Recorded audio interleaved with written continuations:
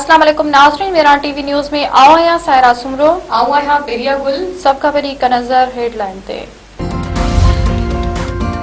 वजीर आजम शहबाज शरीफ पेट्रोल की कीमत में 80 रुपया फी लीटर घटताई करे छड़ी। नई कीमत 378 रुपया 41 पैसा फी लीटर मुकर्रर।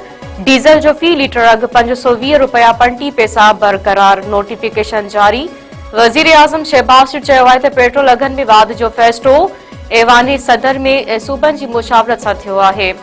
अवामी मुश्किलातनि खे घटाइण लाइ पेट्रोल 458 रुपया 40 पैसा फी लीटर मां घटाए 378 रुपया कयो वियो आहे। पब्लिक ट्रांसपोर्ट खे 1 लख रुपया माहवार सब्सिडी ॾिनी वेंदी। मोटरसाइकिल वारनि खे फी लीटर ते 100 रुपया मिलंदा। क़ौम के खिताब में वजीर आजम शहबाज शरीफ वधीक चयो आहे त आलमी मार्केटनि में तेल जी क़ीमतनि मुसलसल इज़ाफ़ो थी रहियो आहे। महांगाई दुनिया जी ताक़तवर मईशतनि जे चेल चिबी करे छॾी आहे।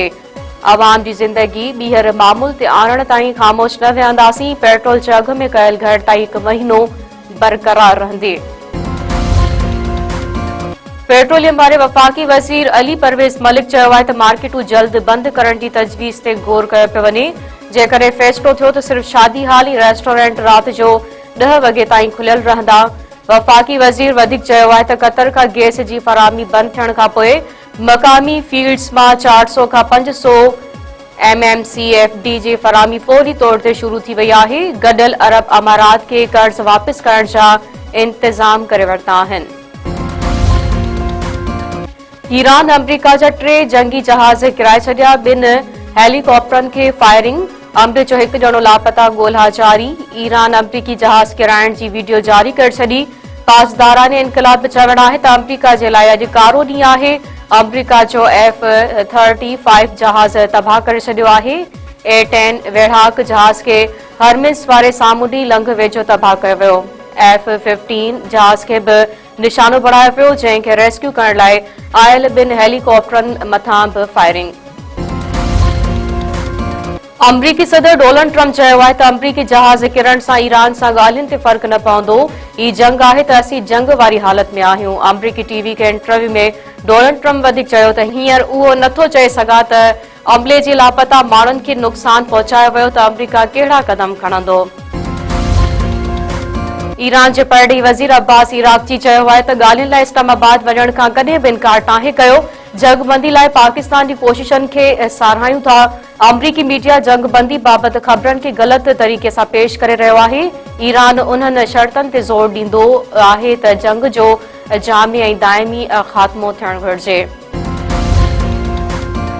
दिफ़ा वारे वज़ीर ख़्वाजा आसिफ चयो आहे त भारत दहशतगर्दी जो ड्रामो रचाइण चाहे थो। भारत पंहिंजे माण्हुनि या पाकिस्तानी कैदियुनि जा लाश उछलाए दहशतगर्दी जो मंसूबो जोड़े रहियो आहे। अहिड़ी हरकत कई वई त कोलकाता ताईं वञी सबक़ सेखारींदासीं। मीडिया सां ॻाल्हाईंदे ख़्वाजा आसिफ वधीक चयो आहे त अमरीका ईरान जंग जे ख़ात्मे लाइ ॻाल्हियूं जारी आहिनि। पाकिस्तान उन हवाले सां अहम किरदारु अदा करे रहियो आहे।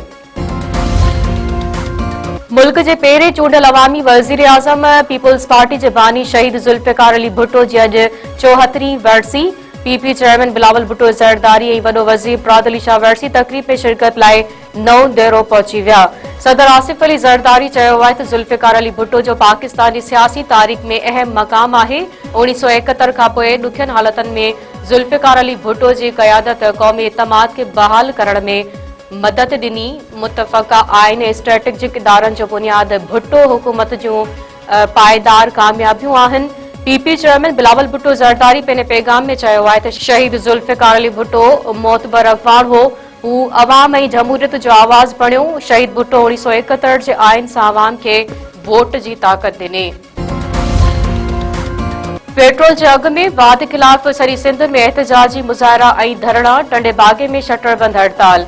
SUP, QAT, STP, जस्कम ऐं ॿियनि पार्टियुनि सॾ ते शहर शहर एहतजाज। शहरी पोहरियत वापारी ऐं समाजी वर्कर बि रोडनि ते निकिरी आया।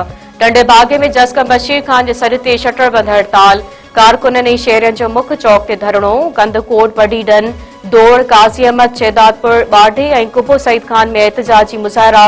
बुरड़ी शाह करीम, राजू खानाणी, शादी लार्ज, शाहपुर चाकर, टंगवाणी, गुलामुल्ला ऐं ॿियनि शहरनि में बि एहतजाज। अघनि में वाध वापसि वठण जो मुतालबो।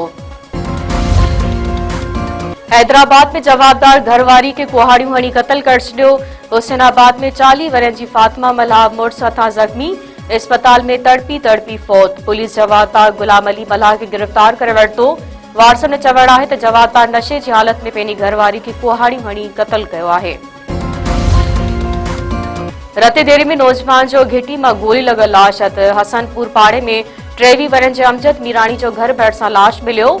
वारसनि जो चवणु आहे त नौजवान घर खां ॿाहिरि निकितो त गोली हलण जो आवाज़ थियो। ख़बर नाहे नौजवान ख़ुदकुशी कई आहे या खेसि क़त्ल कयो वियो आहे। पुलिस मूजिबि वाक़ियो ख़ुदकुशी लॻी रहियो आहे, वधीक जांच कई पई वञे।